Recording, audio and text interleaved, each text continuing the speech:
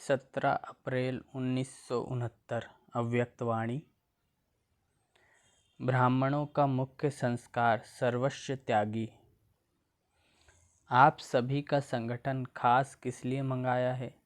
संगठन के लिए मुख्य 4 बातें जरूरी है। पहला, आपस में एक दो में स्नेह। दूसरा, नज़दीक संबंध। तीसरा, सर्विस की जिम्मेवारी। और चौथा, ज्ञान योग की धारणा का सबूत। इन चारों बातों में तैयार हो। एक दो में स्नेही कैसे बनना होता है? स्नेही बनने का साधन कौन सा है?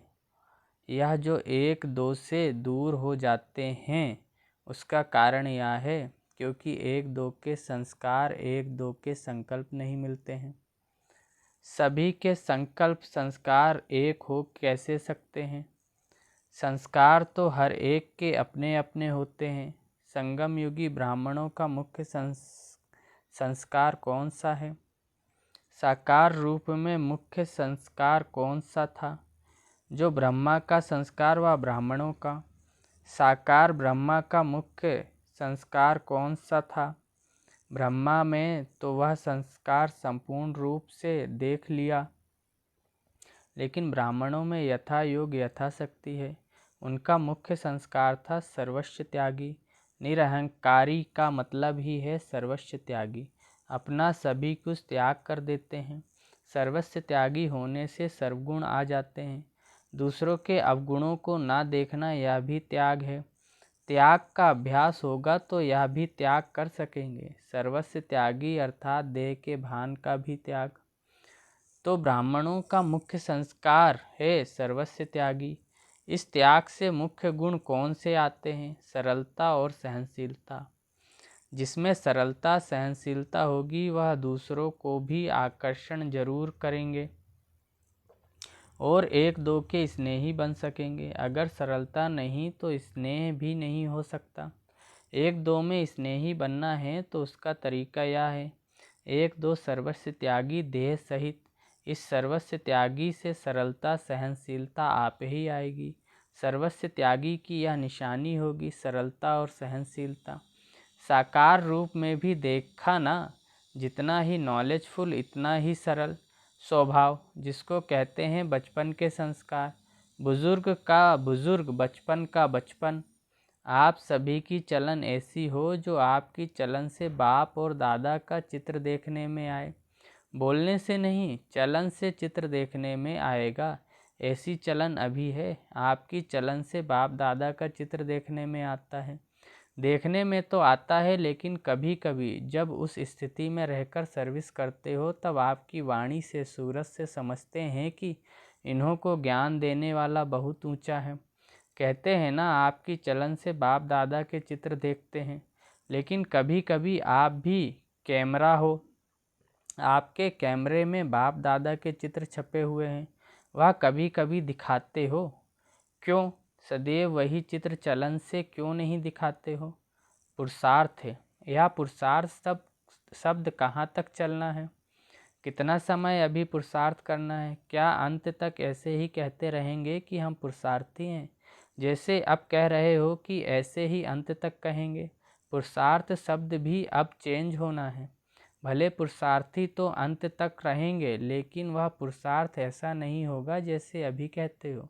पुरुषार्थ का अर्थ ही है जो एक बार गलती हो फिर वही दूसरे बारी ना हो, ऐसा पुरुषार्थ है। पुरुषार्थ का जो अर्थ है उसमें प्रैक्टिकल में आना है। एक ही भूल बार बार हो तो उसको पुरुषार्थ कैसे कहेंगे?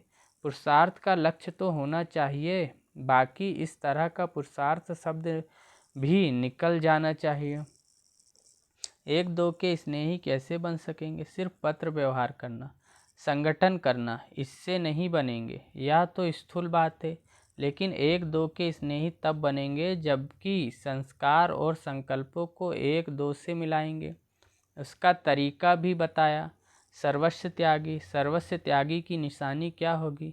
सरलता सहनशीलता। यह बातें जब धारणा करेंगे तब स्नेही बनेंगे।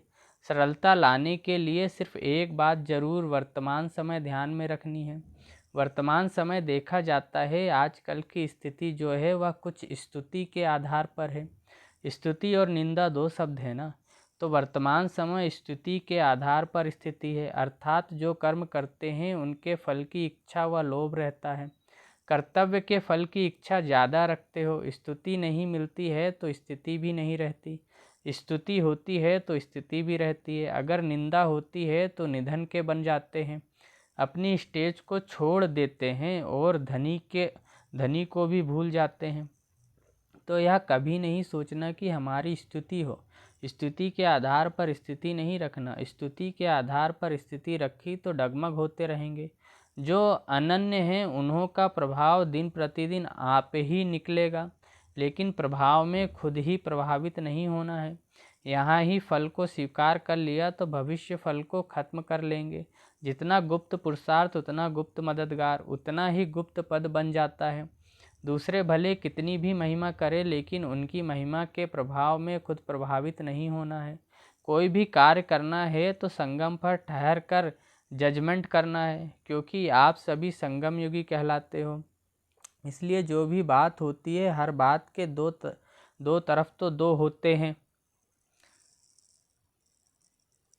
हर बात के दो तरफ तो होते हैं। दोनों तरफ से संगम पर ठहर जजमेंट करनी है, ना उस तरफ ज़्यादा ना इस तरफ ज़्यादा, संगम पर ठहरना है।